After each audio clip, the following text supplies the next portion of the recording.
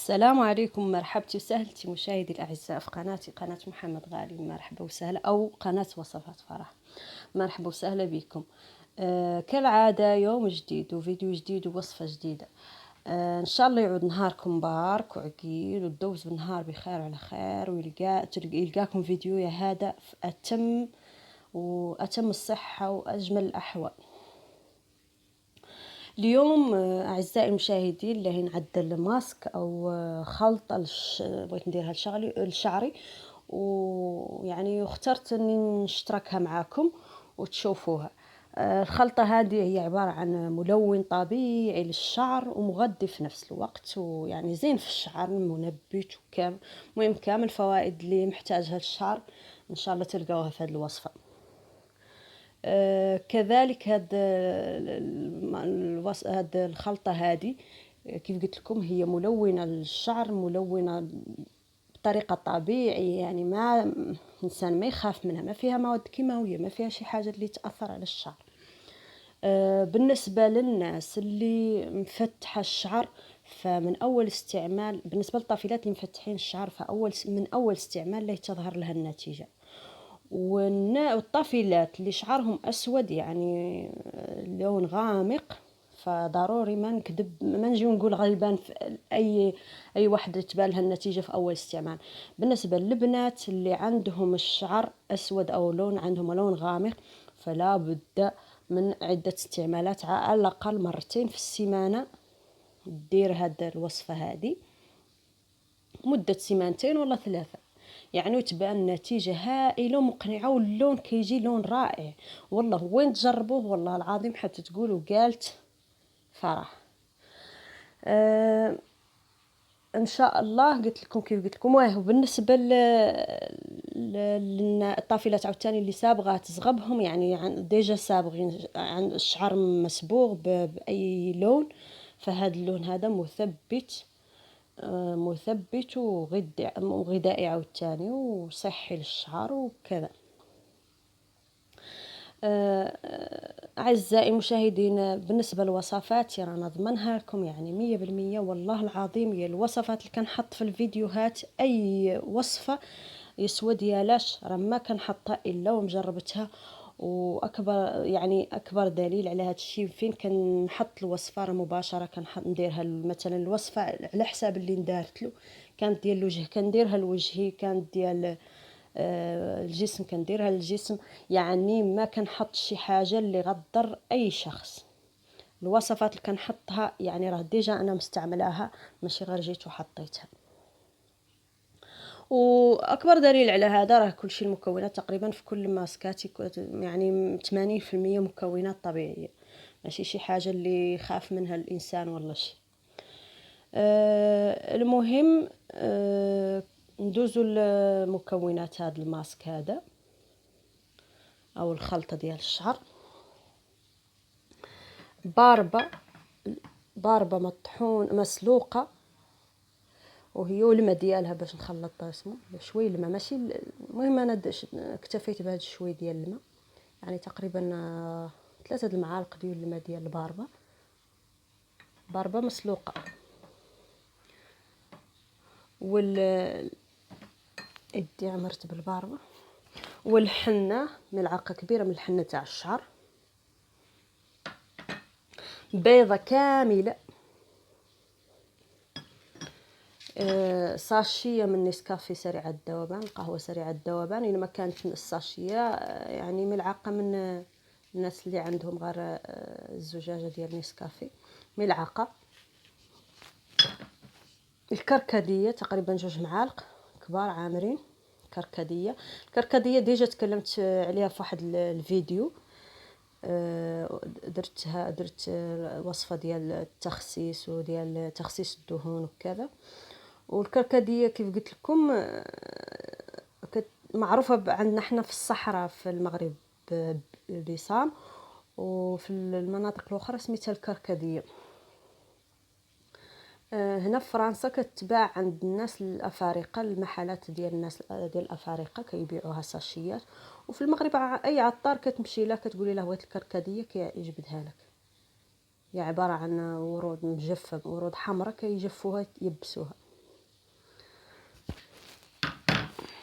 وملعقه صغيره ديال الخرقوم عودان، عود مطحون. نخليكم نطحن الكركديه باش تعود بودره غبره، ونطحن الباربه يعني غنديرها كامله، ما غنديرش غير معاها، غنطحنها كلشي هي، والكركديه كذلك غنطحنها باش نرجعوا نخلطوا الخليط ان شاء الله. خليكم معايا لا تمشوا مني. رجعت من بعد ما كملت يعني طحنت الكركديه هي والباربه، راعي الباربه. ندوزو نخلطوا المكونات. الباربه نكونها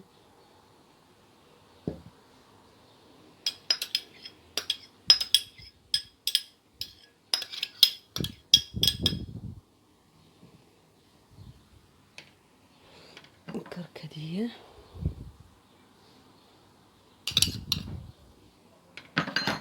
والحنه والخرقوم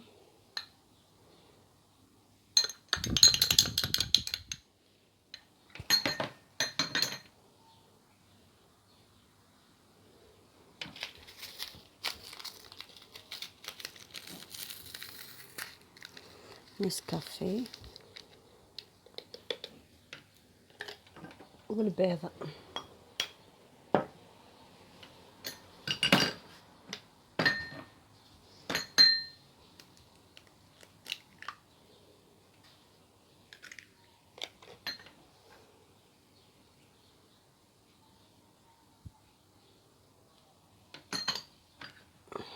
نخلطوا المكونات مزيان.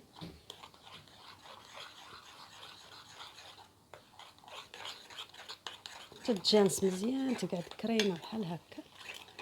الا كانت شتوها قاصحه كريمه بزاف قاصحه نزيدوا شويه الماء.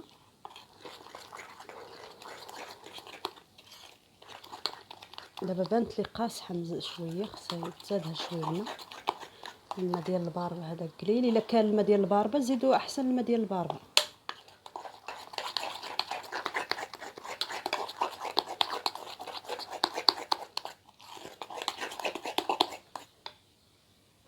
كيجي اللون ديالو اكاجو احمر، يعني واحد اللون زعما زوين حقيقي. المهم غنزيد له انا الماء. ها هو لقيت شويه الماء ديال الباربه باقي كاين، غنزيدو.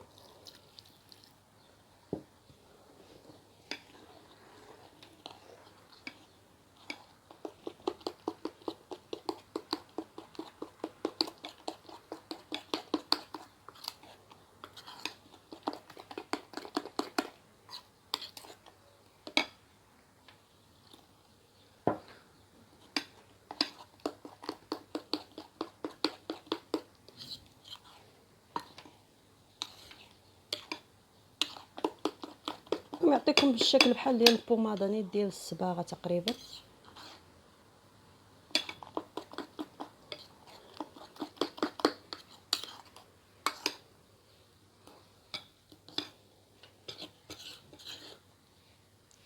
حتى اللون غتشوفوه، يعني لون شويه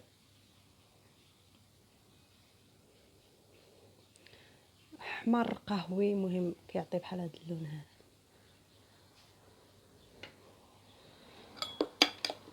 المهم حتى تبقاو تزيدوه الماء ديال الباربه حتى يكون على هذا. الا ما كان ما بقاش الماء غير الماء عادي حتى يبقى على هذا القوام هذا، يعني بحال تقريبا الصباغه ديال الشعر.